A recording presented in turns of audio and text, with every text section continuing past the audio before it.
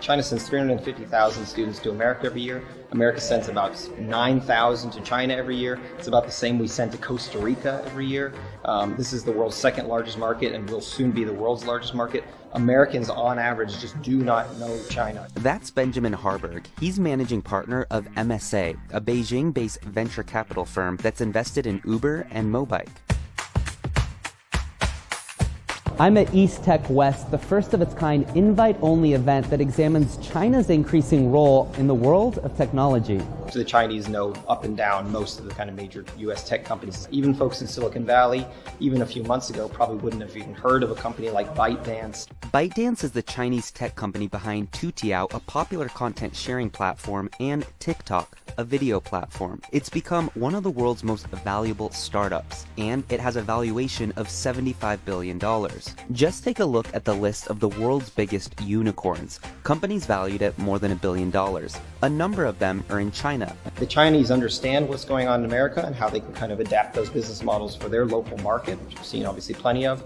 But the Americans have to date had this kind of attitude that there's nothing in China I want to replicate. The Chinese market is protectionist, and therefore I'm not even going to try to enter it, which I think is the wrong approach. Historically, China's been a hard market to tap into. You can't just launch an app in China and think that it will be successful. A lot of people will sign up.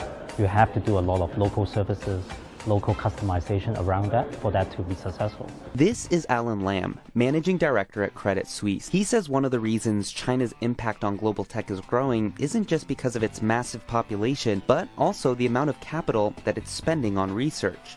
They have been spending a lot of capital, and with the government support in terms of tax breaks, in terms of subsidies, in terms of other grants to help advance the industry in a massive way.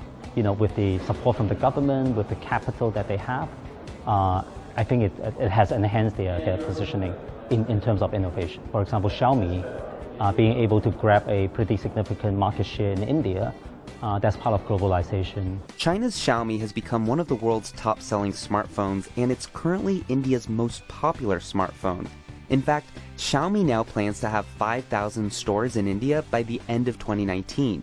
So how did Chinese tech companies get here? Tencent, Alibaba, huge global portfolios. Harburg says the evolution started when Chinese public tech companies went public, like Alibaba and Tencent. Then Chinese private companies started investing abroad, like Didi investing in the ride-hailing company Careem in the Middle East. And most recently, Chinese companies are going global organically. If you can make it out of the gauntlet of China, especially either as an entrepreneur or as a business model, you're so battle tested that when you come into a more emerging market, one that's maybe a few years behind China in terms of its competitive landscape, capital availability, things like that, huge swaths of the market can be gobbled up relatively quickly. And so I think we're just at the tip of the kind of spear in terms of Chinese companies going global.